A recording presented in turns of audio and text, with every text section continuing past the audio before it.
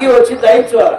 ఆకాశం నుండి అగ్గి వచ్చి దహించకపోతే దేవుడు వాళ్ళ పాపమును క్షమించలేదు. వాళ్ళ శాపములు ఉన్నారు, సంకటములు ఉన్నారు, దుఃఖములు ఉన్నారు, ఏదో రోగములు ఉన్నారు, ఇంటిలో మరణం ఉండాలి, లేదా కష్టాలు ఉండాలి, తొందర ఉండాలి, శాంతి లేదు, సమాధానం లేదు, అన్యోన్యం లేదు, కొట్లాటలు ఉండాలి, మిస్అండర్స్టాండింగ్ ఉండాలి. ఇవన్నీ ఉండాలి అంటే దేవుని ఇది పోలేదంటే ఆకాశం నుండి అగ్గి దిగిరా. ఆకాశం నుండి అగ్గి దిగి వచ్చి దాని చేసిందంటే వాళ్ళ ఇంటి ఆశీర్వదింపబడతారు.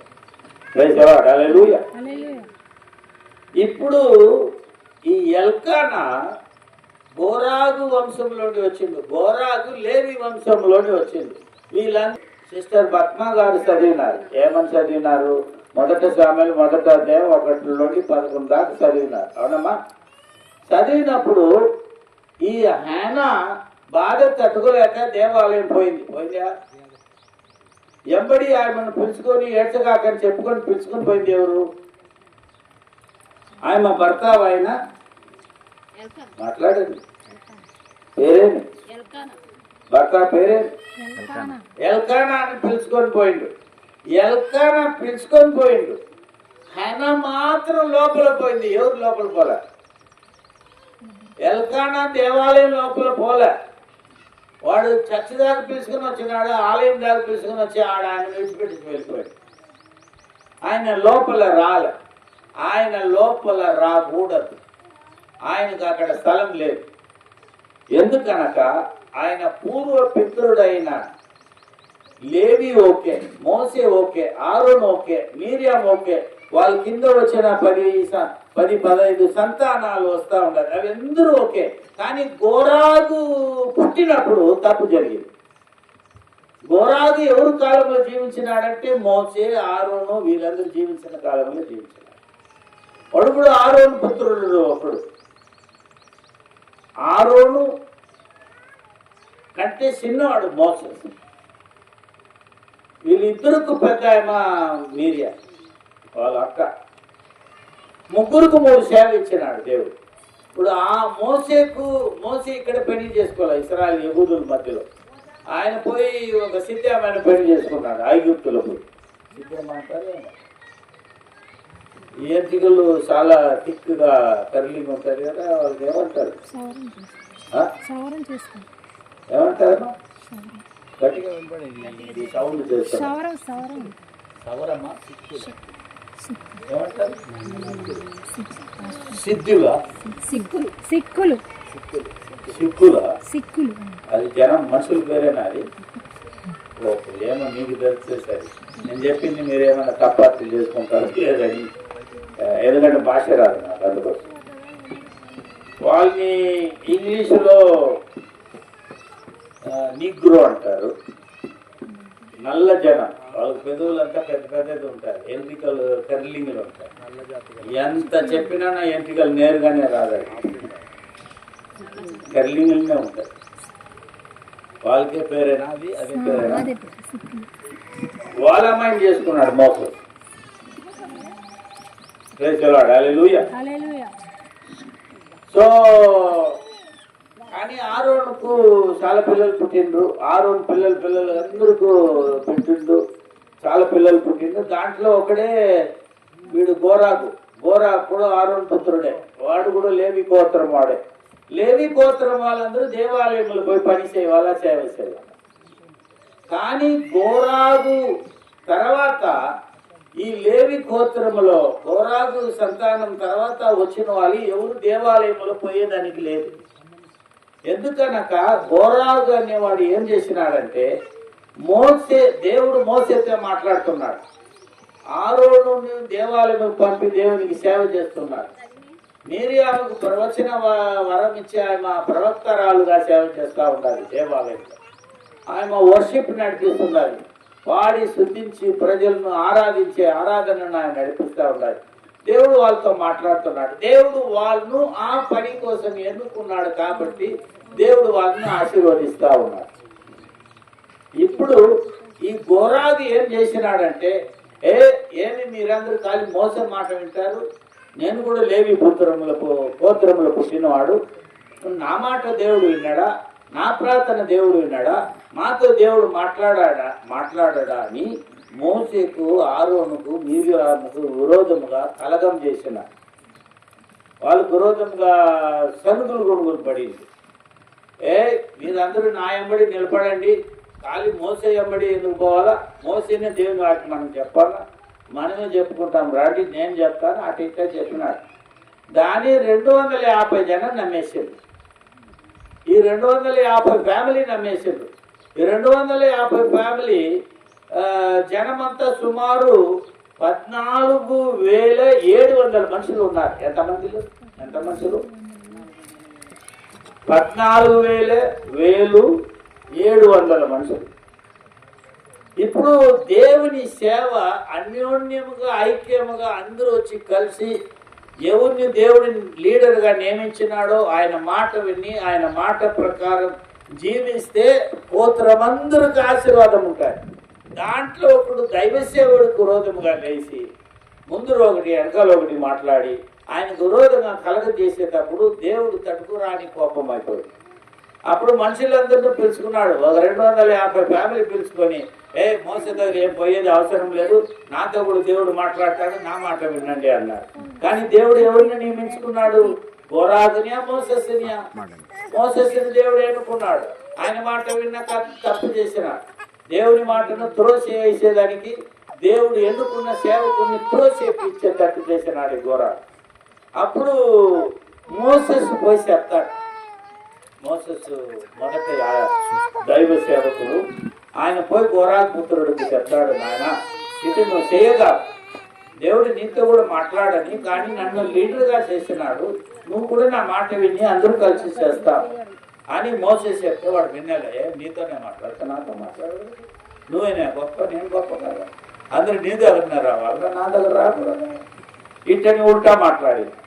ఇప్పుడు మోసే ఏం చెప్పాలా? సర్లే నాయన, దేవుడు నన్ను తెలుసుకుంటాడో నిన్ను తెలుసుకుంటాడో ఇంక మీద నా చేతులు ఏం లేదు, అంత దేవుడే చెప్పాలి. ఇప్పుడు ఒక మనిషిని దేవుడు ఎన్నుకున్నాడా లేదా అనేది రుజువు చేసేది ఎవరి చేతిలో ఉండాలి? దేవుడి చేతిలో ఉండాలి. కాబట్టి దేవుడు రుజువు చేసుకుంటాడు, నేనేం చేయలేనా అన్నాడు. వెళ్ళిపోయినా అప్పుడు దేవుడి సన్నిధానం మోసే వెళ్ళిపోతే దేవుడు మోసేని పిలిచి అన్నాడు, ఒరే నాయనరా చెప్తాను, గోరాగు పుత్రులు ఎక్కడో జీవిస్తున్నారో వాళ్ళ ఇంటిని విడిచిపెట్టి మిగిలిన వాళ్ళు ఎవరెవరు నీ మాట వింటారో వాళ్ళందరినీ వాళ్ళు గోరాగు పుత్రులు జీవించే స్థలం నుంచి పెట్టి బయట రమ్మని చెప్పరా అన్నాడు. ఎందుకు ప్రభా? నేను నిన్న ఎన్నుకున్నాననేది నన్ను రుజుపరచుకోవాలా. వాళ్ళు నీ మాటను వినటం లేదు. నేను ఎన్నుకున్న వాడిని మీరు వాళ్ళు కనపడించాలి, అందరూ కనపరచాలి. నేను ఆశీర్వదించిన సేవకుని నేను ఆశీర్వదించున్నాను, ఆయన నోటి మాటతో అందరూ ఆశీర్వదింపడాలి. కానీ నేను ఎన్నుకున్న దాసిని వాళ్ళు త్రోసేసినారు కాబట్టి నేను వాళ్ళని త్రోసేసి ఉండాలి. వాళ్ళ మీద నేనే దేవుడు, ఆయన నా సేవకుడు. ఎవరు? మోసే నా సేవకుడు, నేను ఆయన దేవుడు, నేనే ఆయనను పిలిచినాననేది నేను రుజుపరిచే కాలంకి వచ్చిన కాబట్టి వాళ్ళందరిని బయట రమ్మని చెప్పిన. అప్పుడు మోసెస్ పోయి చెప్పినాడు, ఓరాకు పుత్రులను ఇంకా 2 కుమారులను, రూబెన్ పుత్రులు మళ్ళీ 2, ఈ 3 జనం విడిచిపెట్టి బయట రండి. ఇప్పుడు గోరాగుతో 250 ఫ్యామిలీ కలుసుకున్నది. తర్వాత రూబెన్ ఇశ్రాయేలు మొదటి కుమారుడు, ఆయన కుమారులు 2 ఈయనతో కలుసుకున్నారు. ఈ గోరాగుతో కలుసుకొని వీళ్ళందరూ గలాట చేస్తూ ఉన్నారు, సమాధానం పోగొట్టుకొని చేస్తూ ఉన్నారు. అప్పుడు వీళ్ళందరూ అక్కడ వెళ్ళిపోయినప్పుడు దేవుడు ఏం చేసినాడు? మిగిలిన జనం వీళ్ళతో నుండి దూరం పోయినప్పుడు భూమి నోరు తెరిచి వీళ్ళని మింగేసి, వీళ్ళందరూ నన్ను చూస్తున్నారా? మింగేసింది. గమనించాలి. మన్ను మనిషిని నేను ఎప్పుడు మూస్తాదే, ఏమంటారు? మన్ను ముచ్చేదా? ముయ్యడం. మనిషిని మన్ను ఎప్పుడు మూయడం, ఎప్పుడు మూసేది? కన్ను మూసిన తర్వాత మన్ను ముయ్యడం. కన్ను మూసేదంటే ఏంటి? కన్ను మూసేది అంటే ఏంటి? ప్రాణం పోయేది, చచ్చిపోయేది. చచ్చిపోతేనే మన్ను ముచ్చేవాళ్ళు. గోరాగు పుత్రుని మీద దేవుని కోపం వచ్చింది కాబట్టి వాళ్ళు కన్ను ముచ్చక ముందే మన్ను ముచ్చేసేది. దేవుని శిక్ష ఒక ఇంటి పైన వచ్చినప్పుడు, దేవుని కోపం అగ్గి రగిలినప్పుడు మనుషులు కన్ను ముచ్చేదానికి ముందరే మన్ను ముచ్చేస్తుంది. కాబట్టి ఈ గ్రామం కానీ ఎవరైనాను దేవునికి విరోధంగా ఉంటే అన్నిటిని విడిచిపెట్టి గోరాకు చేసిన పాపంలోకి విడుదల పొందుకొని, ప్రభువా నేను పాపి నన్ను క్షమించని యేసు ప్రభు దగ్గర వస్తే ఎటువంటి మనుషులు పాపమును ఆయన క్షమించి కనికరపడతారు. శాపమును రోగమును మన మీద రానియదు. ఇప్పుడు గమనించండి, మనుషుని దేవుడు సృష్టించినాడు. మిమ్మల్ని అందరినీ దేవుడు సృష్టించినాడు. దేవుడు తన స్వరూపములో తన రూపములో సృష్టించినాడు. మీ కన్నులో దృష్టి పెట్టింది ఎవరు? మీ చెవును విద్య తట్టి చేసిన వాడెవడు? ఎవడైనా డాక్టర్ మీ కన్ను పోతే కొత్త కన్ను పెట్టగలడా? ఏదో మేకనో కోకనో దేనో పట్టుకొని వచ్చి దాని కన్ను నీకు పెట్టవచ్చు, కానీ వాడు సొంతంగా కన్ను పెట్టేదానికి కాదు. ఇప్పుడు మీ నాలికలో టేస్ట్ పెట్టింది ఎవరు?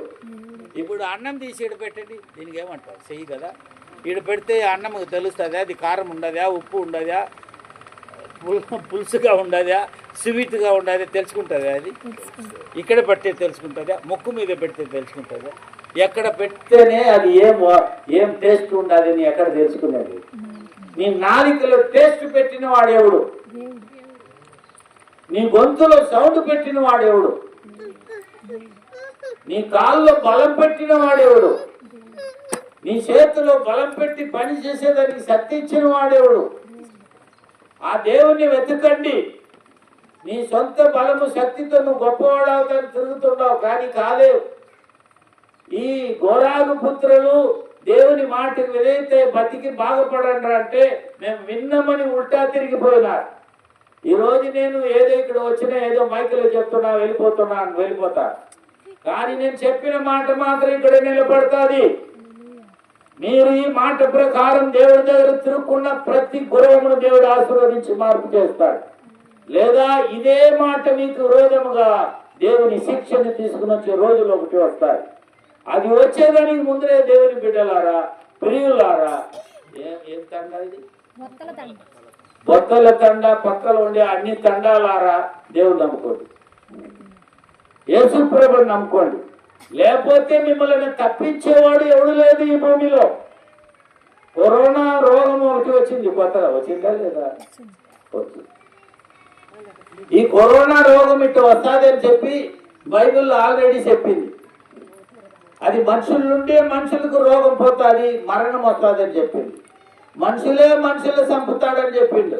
మనుషులు ఎట్ట కోటి లెక్కల మనుషులు చంపుతారు, ఇది బైబిల్ తప్పని చాలా మనుషులు చెప్పిండు. లాస్ట్కు కరోనా ఎవరి నుండి ఎవరికే పోయింది. అదేం మృగములుండి మనుషులకు రాలే, వేరే ఎక్కడి నుండే రాలే, మనుషుల నుండే మనుషులకు వచ్చింది. అందుకని కరోనా రోగం వచ్చి ఒక భర్త చచ్చిపోతే భార్య పోయి ముఖం చూసేటట్లేదు, మట్టి ఇచ్చేటట్లేదు. భార్య చచ్చిపోతే భర్త పోయేటట్లేదు, తల్లి చచ్చిపోతే పిల్లలు పోయేటట్లేదు, పిల్లలు చచ్చిపోతే ఎందుకంటే మనుషులోండి మనుషులకు మరణం కలిగిస్తుందని 4వ సంవత్సరం కిందట బైబిల్ చెప్పిన రోగం ఇప్పుడు వచ్చింది. ఇంకా కొత్త రోగాలు రాబోతున్నది, కొత్త మరణాలు భూమిలో రాబోతున్నది.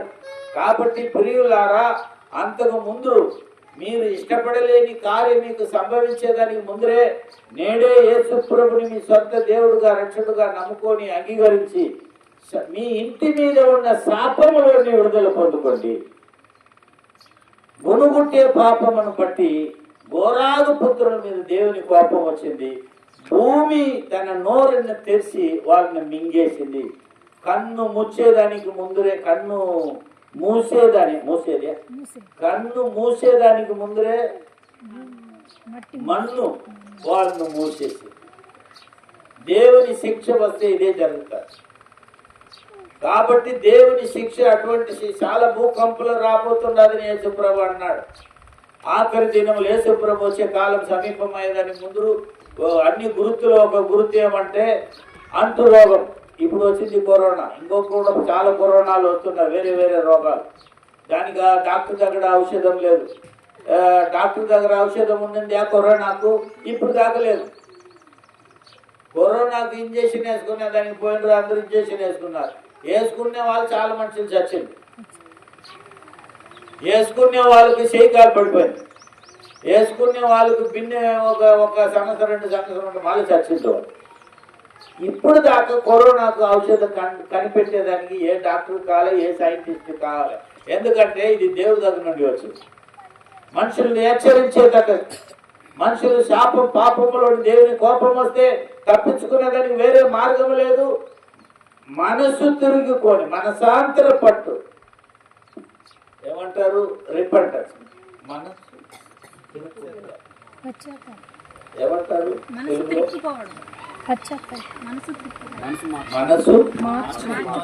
మనస్సు మార్చుకోండి. మనస్సు మార్చుకొని దేవుడి దగ్గర రావాల్సిన కాలముకు మనం వచ్చి. కాబట్టి ప్రియులారా, యేసు ప్రభు త్వరగా రానే ఉన్నాడు. దేవునికి అవిధ కలిగిన వాళ్ళ మీద దేవుని శిక్ష అయిన అగ్ని వర్షము కురిపింపబోతున్నాడు. నోవా కాలంలో మొట్టమొదట నీళ్ళు వర్షం వచ్చింది, అప్పుడు దాకా వర్షమే లేదు. నీళ్ళు వర్షం వస్తుంది, జలప్రళయం వస్తుంది అంటే ఎవడు నమ్మలే. యేసు ప్రభు తాను వచ్చేదానికి ముందు అగ్ని వర్షం రాబోతున్నది, అగ్ని వర్షం రాబోతున్నది అన్నాడు. ఇప్పుడు దాకా అగ్ని వర్షం ఎక్కడ కురిపి లేదు, అందుకని ఎవడు నమ్మటం లేదు. మీరు నమ్మకం ఉన్నప్పుడే, నమ్మకం లేక మీరు ఉన్నప్పుడే ఇది వచ్చేస్తారు.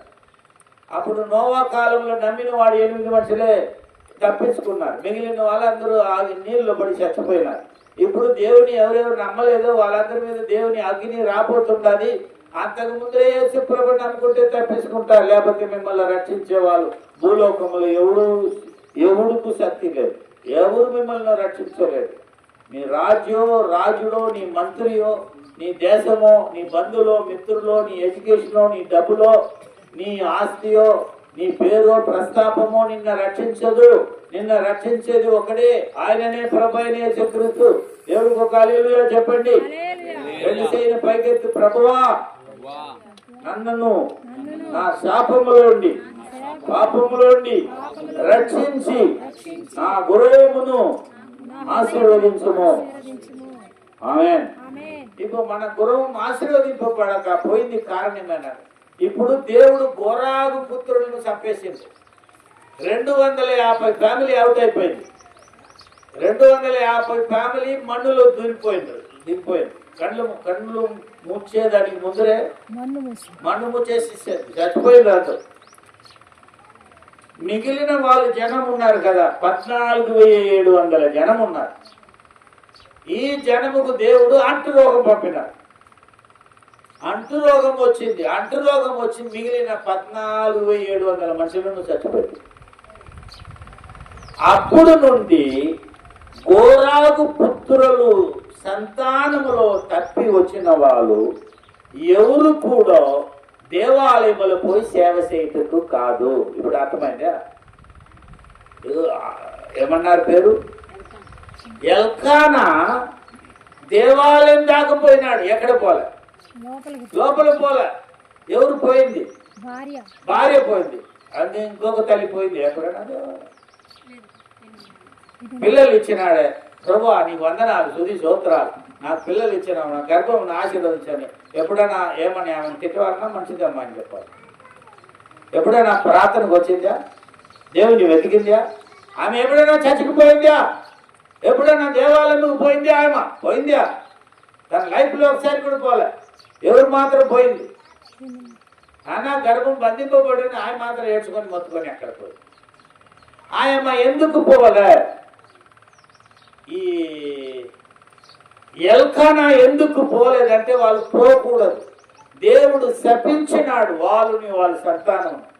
గోరాగు పుత్ర సంతానములు పుట్టిన వాళ్ళు ఇంకా మీద దేవాలయముకు రాకూడదు. ఇప్పుడు ఎల్కానాకు రెండో భార్యకి 2 కుమారులు ఉండారా? వాళ్ళు ఎక్కడ పోవాలా సేవకు? దేవాలయంకు పోవాలా. ఎల్కనా ఎక్కడ పోవాలా? దేవాలయం సేవకు పోయినాడా? వాళ్ళ పిల్లలు పోయినారా? ఇప్పుడు ఆయన పోయి దేవాలయంలో ప్రార్థన చేస్తున్నారు. ఈ గోరాగు పుత్ర వంశంలో పుట్టిన వాళ్ళు ఎవరు పోవటం లే, పోయేదానికి లేదు. ఇప్పుడు గోరాగులోండి ఎల్కానా దాకా 17 సంతానమైంది. సంతానం అంటారా? సంతానం 17 సంతానం. అవన్నీ చాలా ఉండాలి సంగతి చెప్పేది. 17వ తరం. ఒక తరం అనేది 40 సంవత్సరం. చెప్పండి ఎన్ని సంవత్సరం? 40 సంవత్సరం అయిపోతే రెండో తరం. ఇప్పుడు సిస్టర్ నీకు ఎంత వయసు? ఆడవాళ్ళ వయసు అడగకూడదు అంటారు, కానీ నేను దైవ సేవ, నేను మీకు తండ్రి మాట, నేను అడుగు చెప్పవచ్చు. మీ వయసు చెప్పండమ్మా. 42 వయసు. ఇప్పుడు ఆమె మొదట తరములుండి రెండో తరముకు దాటుకుంది. రెండో తరముకు దాటుకొని 2 సంవత్సరాలు. రెండో తరం అంటే ఏంటి? ఆయనకు అంటే ఆయనకు తర్వాత ఆమె గర్భంలో పిల్లలు పుట్టినారు. అది సెకండ్ జనరేషన్. ఈమె ఫస్ట్ జనరేషన్. వాళ్ళ పిల్లలు రెండో తరం. ఆమె రెండో తరంకి పోయింది. ఇప్పుడు ఆమె 80 సంవత్సరం అయిపోయిన తర్వాత వాళ్ళ పిల్లలకి ఏమై ఉంటారు? పిల్లలు పుట్టి ఉంటారు. ఆ పిల్లలు కూడా 40 సంవత్సరం వాళ్ళు 20లో పెళ్లి చేసుకుంటున్నారంటే పెళ్లి అయ్యి వాళ్ళు ఈ అమ్మకి 80 అయ్యే లోపల 3వ సంతానం 4వ సంతానం పిల్లలు అయిపోతారు. 80 సంవత్సరం 120 సంవత్సరం బతికిందంటే సుమారు 10 సంతానాలు ఈమె చూసేస్తారు. 40 సంవత్సరం ఎంతమంది పిల్లలు? 2 అమ్మాయిలు. ఖాళీ అమ్మాయిలేనా? పర్వాలేదు, వాళ్ళు పుడితే కూడా వాళ్ళు కూడా మీ సంతానం. ప్రైజ్లా. నాకు కూడా 2 అమ్మాయిలే, వాళ్ళు పుట్టినా నా సంతానం. ప్రైజ్లా. హల్లెలూయా. అప్పుడు 40 సంవత్సరం ఒక తరం లేదా ఒక సంతానం. కానీ ఈ ఎల్కానా సంగతిని లెక్క చెప్పినప్పుడు బైబిల్ ఏం చెప్పిందంటే సహజముగా 40 సంవత్సరం ఉండాల్సి ఉంది. ఎల్కానాకు గోరాగులుండి ఎల్కానాకు లెక్క చేసినప్పుడు 20 సంవత్సరం ఒక తరం అని చెప్పి అక్కడ చేంజ్ అయిపోయింది. వీళ్ళకి 40 సంవత్సరం. ఒక మనుషుడు ఎన్ని సంవత్సరం జీవించాలా చెప్పండి? బైబిల్ తెలిసిన వాళ్ళు ఒక హల్లెలూయా చెప్పండి.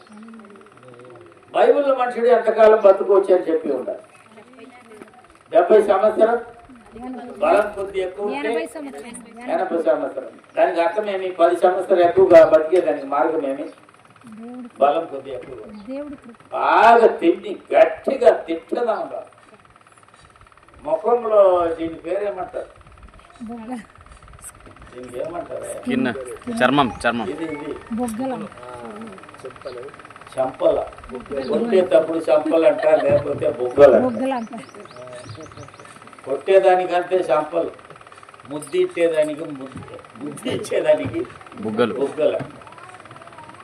మీరు పుష్టిగా ఉండాలి. నీతిమంతుడు ముప్పిన కాలం ఏమంటారు?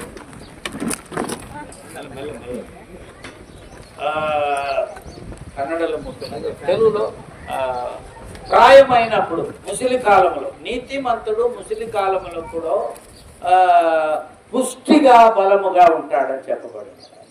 ముసలిలో లేకపోతే కూడా ఎట్టుండాలా? పుష్టిగాను బలముగాను ఉండాలి. పుష్టి అంటారా కన్నా తెలుగు? పుష్టి అంటే ఏంటి? ఆరోగ్యంగా ఉండేది. ఇది పైకి ఉండాలా, లోపల పోకూడదు. Praise the Lord. హల్లెలూయా. నీలో ఎవరు బాగుండారని మీకే తెలుసు. పుష్టిగా ఉండరా వీక్? పుష్టిగా ఉంటే 10 సంవత్సరాలు ఎక్కువగా బతుకుతారు, లేకపోతే 10 సంవత్సరాల ముందరే ఎక్కడ పోతారు? సమాధికి పోతారు. సమాధి అంటారా ఏమంటారు? కన్నడలో సుడుగాడు అంటారు. సమాధికి పోతారు. సమాధికి తెలుగులో మరి ఏమన్నా పేరు ఉండదా? అది ఒకటే పేరు పెట్టుకున్నారు, మంచిదే. ఇంగ్లీష్లో చాలా పేరు ఉండదు. సరే, యాక్చువల్లీ బైబిల్లో మనకు ఎన్ని వయసులు దాకా బతికేదానికి దేవుడు మనల్ని చేసినాడు? రెండు కార్యాలు ఉండాలి. ఒకటి, మనుషుడు పాపమే చేయక ఉంటే వానికి సావే లేదు. ఆదామును ఏదైనా తోటలు చేసినప్పుడు వాడు పాపం లేని మనుషుడు ఉన్నాడు. వాని భార్యకు కూడా పాపం లేదు, వానికి కూడా పాపం లేదు. వాళ్ళు పాపమే చెయ్యక దేవుడికి అవిధేయత చూపించి దేవుడు వద్దనే పనిని వాళ్ళు చేయకపోయి ఉంటే మనల్ని ఎవరు కూడా చచ్చే వాళ్ళే లేరు. ఆదాము 7,000 సంవత్సరాల కిందట బతికినాడు. ఆయన ఇంకా ఆరోగ్యంగా యవ్వనముగా కనపడుతున్నాడు. మనమందరూ ఆయన చూస్తున్నాం. ఇప్పుడు ఆయన లేదు, ఎందుకంటే చచ్చిపోయినాడు. ఎందుకు చచ్చిపోయినాడు అంటే ఆయనలో ఏం వచ్చింది? పాపం వచ్చింది. పాపం వల్ల వచ్చిన జీతం మరణం. పాపం పరిపక్వమైనప్పుడు మరణమును కంటారు. ఒక తల్లి గర్భం పరిపక్వమైనప్పుడు శిశువును కంటారు.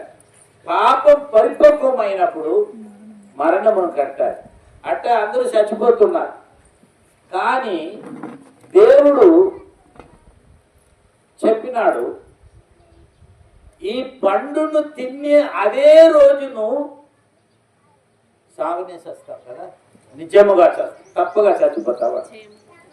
ఆ పండును తినే రోజు ఆదాం ఏం కావాలి? సేమ్ డే కదమ్మా. పండును తినే రోజు ఎవరు సావాలా? ఆదాం సావాలి. చచ్చింది రాని ఆ రోజు చచ్చింది. ఆదాం చచ్చింది, అవ్వ చచ్చింది, ఇద్దరు చాలు. అయితే దేవుడు అబద్ధం చెప్పిండా?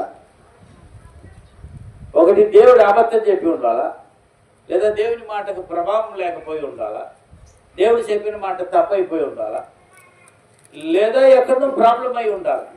ఎందుకు వాళ్ళు అదే రోజు సావలేదు? బైబిల్ అబద్ధం చెప్పిందా? బైబిల్ ఎప్పుడు కూడా అబద్ధం చెప్పలేదు. దేవుడు ఎప్పుడు కూడా చెప్పింది చేయగా ఉండేవాడు కాదు. దేవుడికి ఒక కొత్త పేరు నేను చెప్పి ఉన్నా, ఏమంటే చెప్పిన దాన్ని చేసేది. ఆయన కొత్త పేరేమి? చెప్పిన ప్రకారం చేసేవాడు. మన దేవుడికి పేరు చెప్పిన ప్రకారం చేసినవాడు. ఆయన ఏం చెప్పినాడో అవన్నీ తప్పుగా నెరవేరుతారు, చేస్తారు. ఏం కూడా తప్పు జరగదు, అన్ని కరెక్ట్ జరుగుతారు. బైబిల్లో ఉన్న దేవుడు మాత్రమే అది చేస్తాడు. మిగిలిన వాళ్ళు ఎవరికి ఇది జరుగుతుందా లేదా మనకు తెలియదు. వేరే మతాలను గురించి నేను మాట్లాడటంలో బైబిల్ గురించి మాట్లాడుతున్నాను. సో మీరు పండే తిని అదే రోజు మీరు చనిపోతాను అన్నాడు. అదే రోజని దేవుడు చెప్పిన లెక్క ఏమి? సమయం ఏమి? పరిశుద్ధ గ్రంథంలో దేవుని లేఖమును వెతికి చదవండి. అది ఎక్కడో కూడా ఒంటరిగా లేదు, దానికి జత ఒకటి ఉండాలి అని చెప్పి. ఒక బైబిల్ మాట చెప్తే దేవుడు దానికి జత ఇంకొకటి ఉంటారు. ఆ మాటను వెతికి కనుక్కున్నారంటే ఆ ఒక దినం అనే దానికి అర్థం కనపడతాయి. అప్పుడు దాకా అది ఒక దినముగా మారే కనపడతాయి. దేవుని దృష్టిలో ఇశ్రాయేల్ ప్రవచన గడియారమా గడిగారమా ఏమంటారు? క్లాక్ ఏమంటారు? గడియారం. దేవుని యూదులు ప్రవచన గడియారం ప్రకారం దేవుని దృష్టిలో ఒక దినం అనేది 1000 సంవత్సరాలు, 1000 సంవత్సరాలు అనేది ఒక దినం. ఎంతమందికి అర్థమైంది? ఇప్పుడు దేవుడు అక్కడ చెప్పింది ఒక దినమైన 24 గంట కాదు, ఒక దినమైన 1000 ఏండ్లు. చెప్పండి. అన్నప్పుడు నువ్వు పాపములు పడిపోతే కూడా ఎన్ని సంవత్సరం బతుకుతావని లెక్కదాన్ని. 1000 ఏండ్లు. ఒక మనిషిని పాపములు పడిపోయి ఇప్పుడు 70-80 చచ్చిపోతామంటున్నారు కాదు. 70-80 కాదు. మనకు పాపములే రాకపోయి ఉంటే ఎన్నడూ మరణమే లేదు.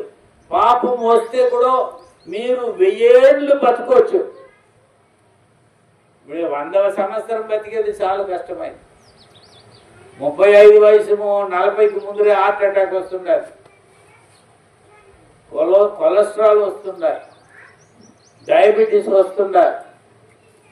ఇప్పుడు ఎప్పుడు లేని అంతక స్త్రీలందరూ ఏంటి అది థైరాయిడ్. దేవుడు రాడు తీసి పంపుతున్నాడు స్త్రీలు గొంతుల పైన. ఎందుకనక ఊరికే వేస్ట్ మాటలు మాట్లాడుకుని అక్క వీళ్ళు ఎట్టంట వాళ్ళు ఎట్టంట మాట్లాడుతున్నారు. దేవుని స్తుతించండి, పాడండి, ఆరాధించండి. వేస్ట్ అయిన వ్యర్థమైన మాటలను మాట్లాడగాక. దేవుని స్తుతించి ఆరాధించేదానికే స్త్రీలు గొంతు ఎట్టుండది? నైస్గా, స్వీట్గా, సన్నగా ఉంటుంది. పురుషుల గొంతు ఎట్టుంటుంది? పెద్దగా ఉంటుంది. సుందరం లేదు. సుందరం ఎవరి గొంతులు ఉండాలి? శ్రీజ. స్త్రీల గొంతులు ఉండాలి. ఎందుకు? వాళ్ళని వీళ్ళని గురించి చెడ్డ మాట మాట్లాడేదానికి కాదు, దేవుని ఆరాధించేదానికి, స్తుతించేదానికి. ఒక హల్లెలూయా చెప్పండి. పాపం దేవుడు మనం చెప్తేనే చెప్పేవాళ్ళు, లేకపోతే మీకు మీరే చెప్పరు దేవుని వాక్యం. మరోసారి గట్టిగా హల్లెలూయా. దేవుడు మిమ్మల్ని ఆశీర్వదిస్తాడు. ఇప్పుడు 1000 సంవత్సరం మనుషుడు బతికేదానికి అవుతాడు.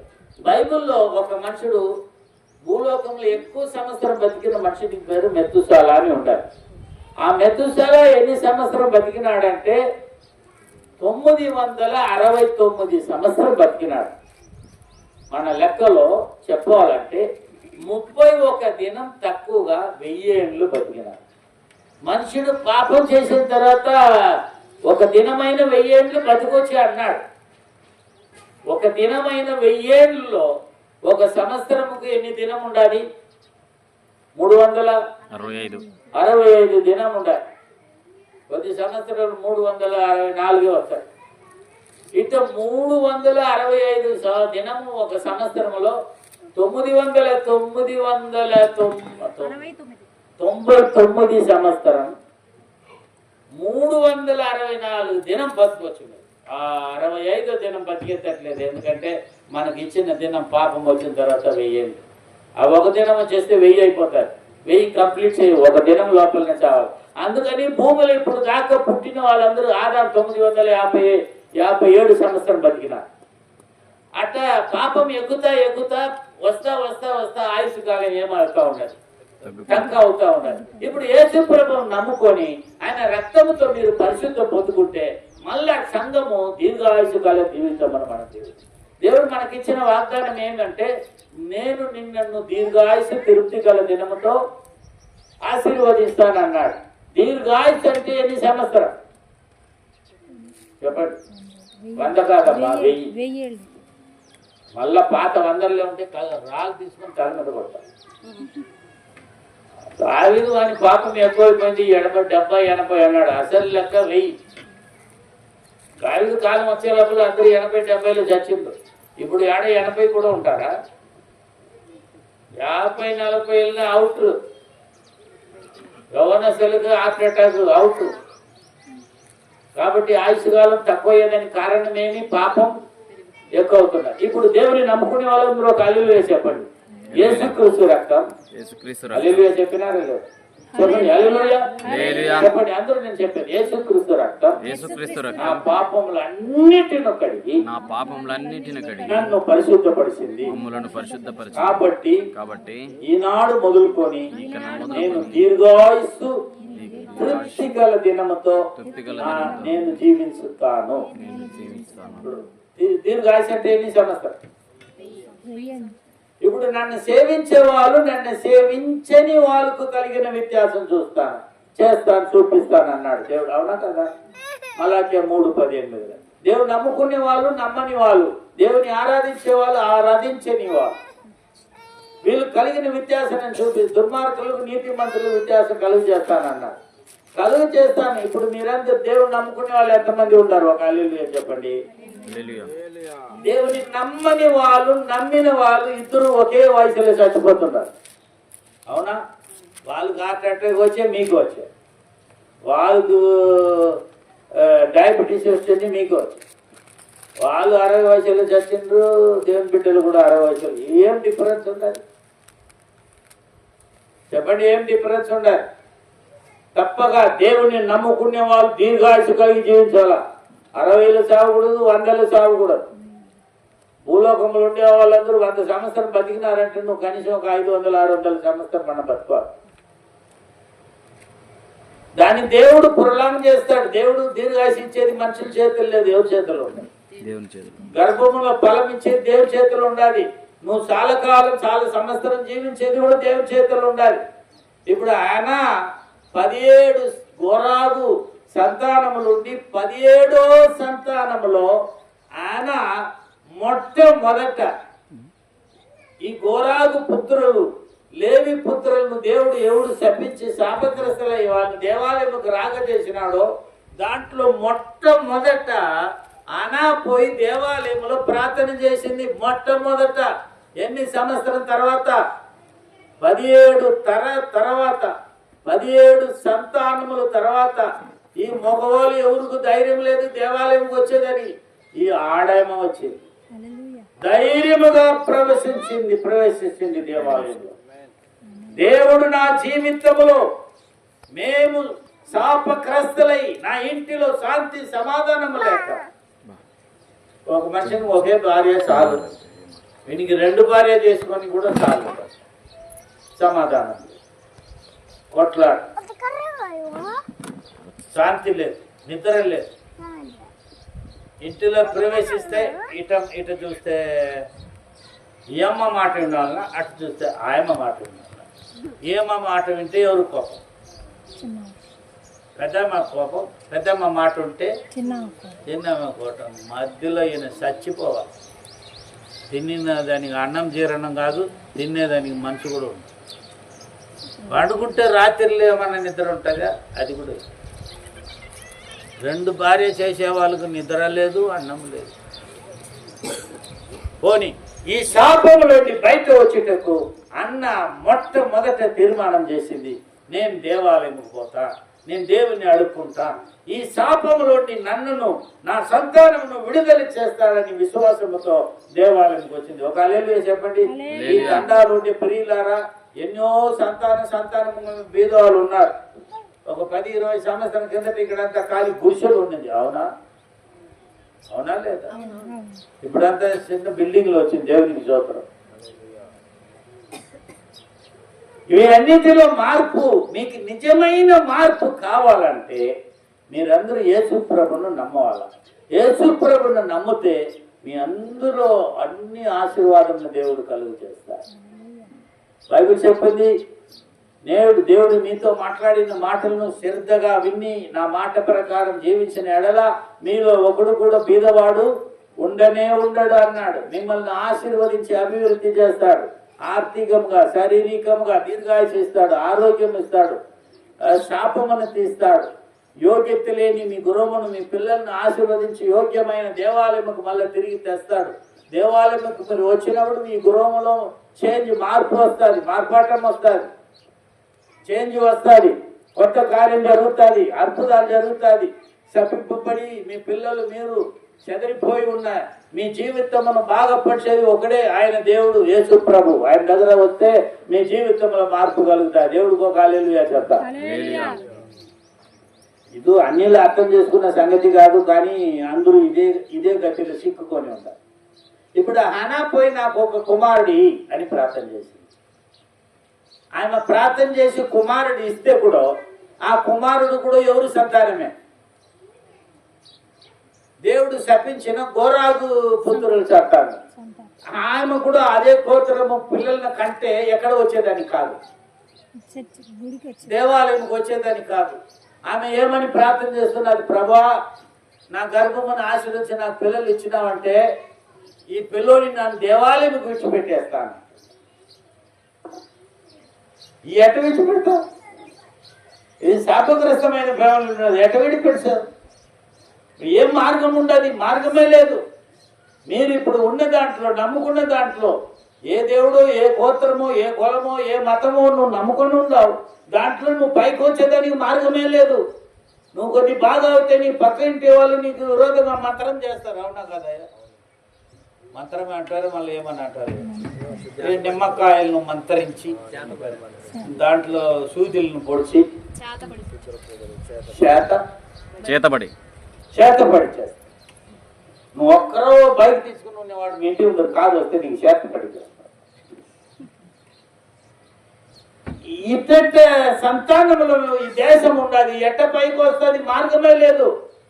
ఆయన మాదిరి ధైర్యం తెచ్చుకొని యేసు ప్రభు దగ్గర వచ్చి మీరు ప్రార్థన చేస్తే మీ గృహములో ఉన్న శాపమును దేవుడు మార్పు చేస్తాడు, కొత్త కార్యమును జరిగిస్తాడు, ఆశీర్వాదమును ఇస్తాడు, శాపమును తీస్తాడు. అది ఒకే మార్గం యేసు ప్రభు. 2 చేయి పైకెత్తి దేవుడుకు హల్లెలూయా. ఒకే మార్గం. ఓ తండా ప్రజల్లారా, యేసు ప్రభువే మీకు మార్గం, కొత్త ఆశీర్వాదం మీ ఇంటిలో కలిగేదని, మీ పిల్లలు ఆశీర్వదింపబడేందుకు ఒకే మార్గం.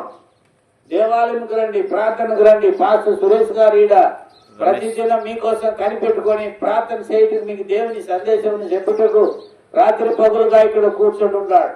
ఆయన ఏదో వేరే ఒక ఊర్లో బతికినాడు, చదివినాడు, ఆడ పెద్దోడు అయిండు. దేవుడు చెప్పినాడు ఆ తండాకు పో నాయన అని. ఇక్కడ వచ్చి చూస్తే అన్ని గుడిసెలు ఉండింది. ఆ గుడిసెలు ఆయన కూడా వచ్చి దూరుకొని ఇన్నే ఉండాలి. ఎందుకంటే మీకు దేవుని సందేశమును చెప్పి మిమ్మలను ఇటువంటి శాపగ్రస్తమైన గురువులను మార్పు చేసి మీకు కొత్త ఆశీర్వాదం రప్పించేదానికి దైవదాసుని మీ ఇంటికి మీ ఊరుకు పంపి ఉన్నాడు. ఆయన దగ్గర వచ్చి అన్నా చేసిన తట్టు ధైర్యముగా రండి. ఇప్పుడు దాకా మీకు ఏమి ఎక్కడ అద్భుతం జరగలేదో, ఎక్కడ శాపగ్రస్తలు మీరు మీ పిల్లలందరూ చెదరిపోయి ఉన్నారో, ఆశీర్వాదం లేక ఉన్నారో, ఎంత కష్టపడినను ఒక సామెత ఉండాలి. ఒకడు ఒక్క మూరగా ఎక్కితే 2 మూరగా కిందెత్తిపోతాడు. అంటే ఎంత కష్టపడినను వచ్చిందంత చాలటంలా అప్పులు బాధలు నేను తీరిపోయి ఉన్నావు. సహోదరుడా, సహోదరి, ప్రియులారా, నా మాట వింటున్నా దేవుని బిడ్డలారా, యేసు ప్రభువును నమ్ముకొని ఇక్కడ రండి. ప్రతి ఆదివారం ఇక్కడ ప్రార్థన జరుగుతున్నది. దేవుడు మీకు గొప్ప మార్పాటమును ఈ ఊరుకు ప్రజలకు కలుగు చేసేదానికే ఇక్కడ దైవ సేవకుని దేవుడు పంపి ఉన్నాడు. Hallelujah. Praise the Lord. Hannah ధైర్యంగా పోయింది. ధైర్యంగా పోయి పిల్లలు అడిగింది. పిల్లలు పుడితే దేవుడా నేను నీ ఆలయంకే తీసుకొని వచ్చి ఇస్తాను. ఇచ్చేదానికి అవుతుందా? ఏమో అన్నింది కానీ వచ్చేదానికి అవుతుందా? వచ్చేదానికి అవుతుందా? కానే కాదు. ఎందుకంటే ఎవరు పుత్రులు? గోరాగు పుత్రులు. దేవుని శాపం కింద ఉండాలి. చూడండి, మీరు ప్రార్థనకు రావాలంటే అక్కడ పోతారు, మతాంతరం చేస్తారు, ఇది చేస్తారు, అది చేస్తారు. ఎందుకు క్రిస్టియన్ అవుతారు? మీరు క్రిస్టియన్ అవుతే బొట్టు పెట్టుకోకూడదు, ఇది వేయకూడదు, అది వేయకూడదు. ఎవడెవడో దొంగ మాట చెప్పి ఉంటాడు, దాన్ని నమ్ముకొని నువ్వు రాక ఉంటావు. ఈ ఆయన ఎన్నిటికి పైన యెహోవా దేవుడు, యావే దేవుడు నన్ను మార్పు చేస్తాడు, నా ఇంటిని మార్పు చేస్తాడు, నా సంతానముగా 17 సంతానముగా నా ఇంటి మీద ఉన్న శాపములన్నిటిని తీసి పడేస్తాడని విశ్వాసముతో దేవుడి దగ్గర దేవాలయంగా వచ్చి ప్రార్థన చేసింది. ఇక్కడ వచ్చి ప్రార్థన చేయండి, మీ ఇంటి సంసారము దేవుడు మార్పు చేస్తాడు. ఆయన చెప్పింది, నేను తీసుకుని వచ్చి పిల్లోడు మీకే విడిచిపెట్టేస్తాను. దేవాలయం వచ్చేదానికే మార్గం లేదు. ఆయన ఆమె మాట ఇచ్చేసింది, దేవుడి మీద భరోసా చేసి మాట ఇచ్చేసింది. కాబట్టి దేవుడు ఆమె గర్భంలో ఆశీర్వదించినాడు. ఒక హల్లెలూయా చెప్పింది. ఇప్పుడు ఆమెకు ఒక కుమారుడు పుట్టినాడు. ఇప్పుడు ఇంతకు ముందు ఇంటిలో ఎన్ని కుమారులు ఉంటారు? 2 కుమారులు ఉండాలి. ఎప్పుడైనా దేవాలయంకి వచ్చినారా? వాళ్ళ నాయన వచ్చినాడా? వాళ్ళ తాత వచ్చిందా? జేజ వచ్చిందా? ఎవడు రా? 17 సంతానముగా ఒకడు కూడా రాలే ఇక్కడ. ఇప్పుడు హానాపై ప్రార్థన చేసిన చిన్న పిల్లోడు సామేలు పుట్టినాడు. సామేలు తల్లి పాలును మరిసేదాకా తల్లి దగ్గర ఉన్నాడు. తల్లి పాలును మరిసి వెంటనే హానా టైలర్ దగ్గర పోయి ఒక యాజకుడికి వస్త్రపు కుట్టాలని. ఒకడు దేవాలయంకు సేవ చేసేదానికి పోతే ఏం వస్త్రం ఉండాలి? యాజక వస్త్రం ఉండాలి. అప్పుడు ఒకడు యాజకుడు కావాలంటే వానికి 30 నుండి 50 వయసు ఉండాలి. అంతకు ముందు యాజకుడు అయ్యేదానికి లేదు. అప్పుడు ఎక్కడమ్మా యాజక సేవ? సొలొమోను దేవాలయంలో షైలోలో దేవుని మంజసం ఉండే కాడ యాజక సేవకు పోతున్నాడు. 30 నుండి 50 వయసులో ఎంత వయసు చెప్పమ్మా? కరెక్ట్ లెక్క అలత తీసుకొని నేను లేదు 2 వయసు పిల్లోడు. 2 వయసు పిల్లోడు పోయి ఏం చేస్తాడు? ఏమో చేస్తాడో చేయడు, అదంతా నాకు తెలియదు. నా దేవుడి దగ్గర చెప్పిన నా గర్భమును ఆశీర్వదిస్తే దేవుడు ఆన్సర్ చేసి ప్రత్యుత్తరం ఇచ్చినాడా లేదా? ఇచ్చినాడు. కాబట్టి పిల్లల్ని ఎక్కడ విడిచేవాళ్ళ? దేవాలయంలో విడిచేవాళ్ళ. అప్పుడు దేవాలయంలో ఏలి అనేవాడు ఉన్నాడు. ఆయనకి 2 కుమారులు ఉన్నారు. వాళ్ళు కాకపోకులు. ఏమంటారు? కాకపోకులు అంటే వేస్ట్గా తిరుగుతారు సార్ పిల్లలు. ఊరికాడ తిరుగుతుంటారు, బలాదురుగా తిరుగుతుంటారు. దానికి తెలుగులో ఏమో ఒక మాట ఉంటుంది, కన్నడలో కాక పోకిరి అంటారు. పోకిరిగా తిరిగి కాక పోకిరి. కాకపోకిరి అంటే తన కాపాడుకోలేక పోకిరిగా తిరుగుతున్నది అని అర్థం.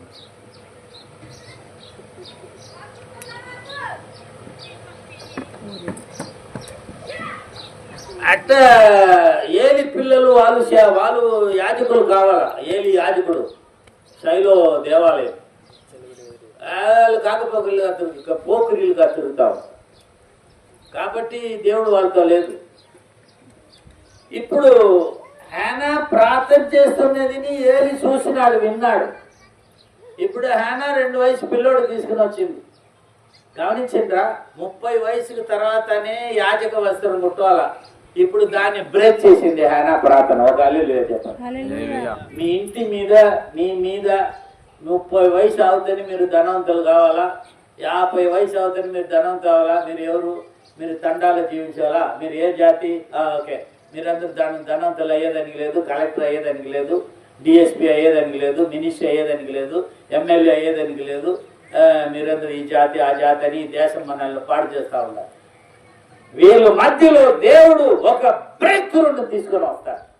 మీరు ఈనాడు ఆయన నమ్మిన దేవుడిని మీరు నమ్మితే, ఆయన పోయి ఆరాధన చేసిన దేవాలయంకి ఇక్కడ వచ్చి మీరు ఆయన ప్రార్థన చేస్తే 30 వయసుల తర్వాత యాజక వస్త్రం కుట్టవలసి ఉన్న ఇంటిలో 2 వయసులని యాజక వస్త్రం కుట్టించి పంపింది. ప్రతి సంవత్సరం ఆయన దేవాలయం పోయింది. పోయేటప్పుడు అని పిల్లోడికి ఒక యాజక వస్త్రం కుట్టించుకొని పోయింది.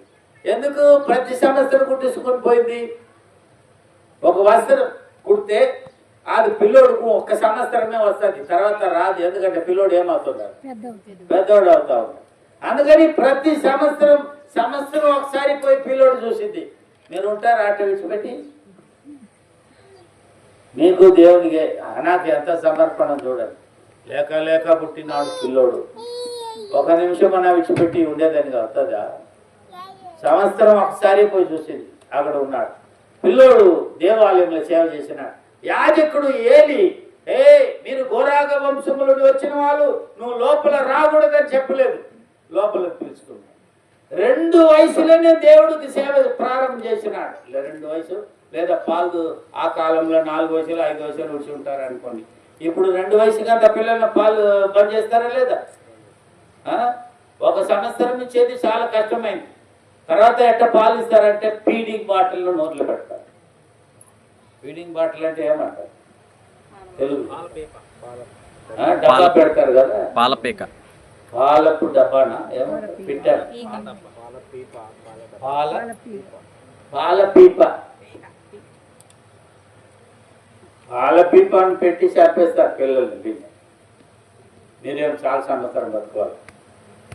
దేవుడు మీకు పాలపీట పెట్టిందే పిల్లలు బతికేదని దీర్ఘాయుష్పరి. కాబట్టి వాళ్ళ మాట వీళ్ళ మాట వినగాకండి. దేవుని బిడ్డలు పిల్లలకు 4 సంవత్సరం దాకా కనీసం వాడికి బలం సొంతంగా తిని గట్టిగా అయ్యేదాకా పాలు ఇవ్వాలి. ఆ కాలంలో 4 సంవత్సరం 5 సంవత్సరాల తర్వాత పాలు మసి ఉంటాడు. హల్లెలూయా.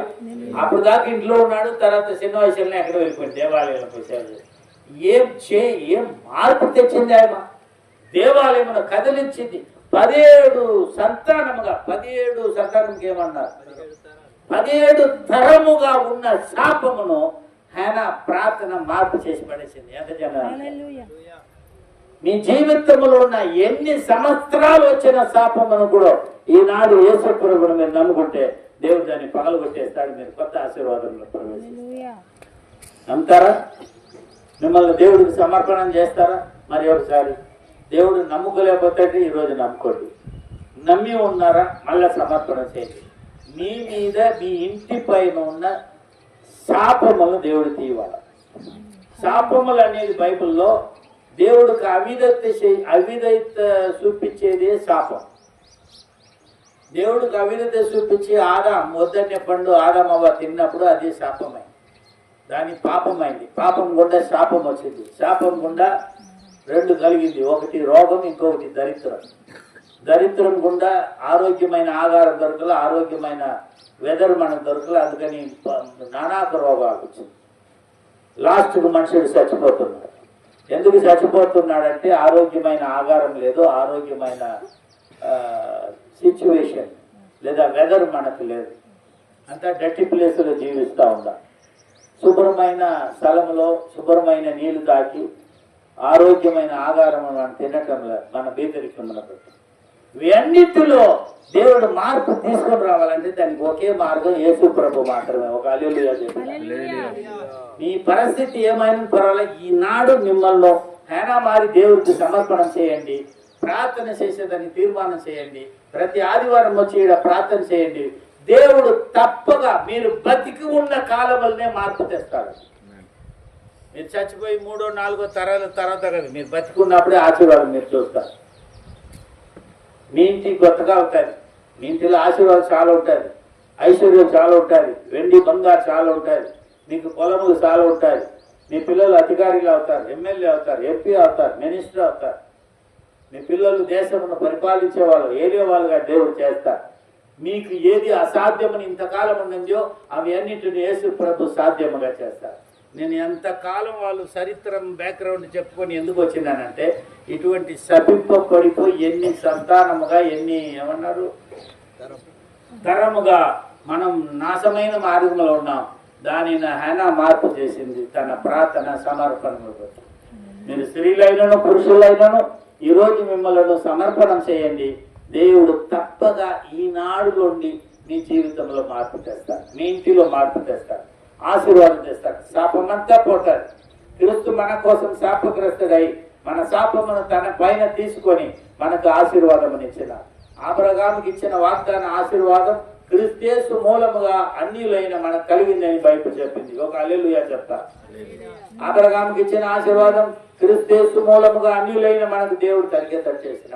మనల్ని విడిచిపెట్టి పాపం పోతుంది, శాపం పోతుంది, రోగం పోతుంది, దరిద్రం పోతుంది. మనమందరూ ఆశీర్వాదములు జీవిస్తాం. దానికి ఒకే మార్గం, ఈనాడు నమ్మి ప్రార్థించి మిమ్మల్ని దేవుడికి సమర్పణం చేయండి. అనా జీవితంలో మార్పాటు వచ్చింది. Praise the Lord. Hallelujah. Elkanah పోలేదు, ఎల్కానాకు మొదట పుట్టిన 2 కుమారులు పోలేదు, ఎల్కానాకు ముందు ఉన్న ఎవరు గోరాగు కాక 17 సంతానం వాళ్ళు పోలేదు, 16 సంతానం పోలేదు. 17 సంతానమైన హేనా కుమారుడైన సామువేలు దేవాలయముల యాజకుడుగా ప్రవేశించినాడు. హల్లెలూయా. అది మన దేవుడు. ఎంత గొప్ప పని చేసేవాడే మన దేవుడు. మిమ్మల్ని లోకం త్రోసేసింది, తల్లేసింది. మీరు ఈ జాతి ఆ జాతి, మీకు ఇది వద్దు అది వద్దు, మీకు ఇది కాదు అది కాదు, మీరు ఇక్కడ రాకూడదు అక్కడనే నిలబడని చెప్పి మనల్ని దూరపరిచిన ఈ లోకంలో దేవుడు మమ్మల్ని పైకి తెస్తాడు. ఎంత జనంతా మీ గృహముల ఆశీర్వాదం, మీ పిల్లలకు ఆశీర్వాదం, సమస్త శాపం దేవుడు తీసి మీకు ఆశీర్వాదం ఇస్తాడు. అట్లనే మనం కళ్ళు మూస్తామా 2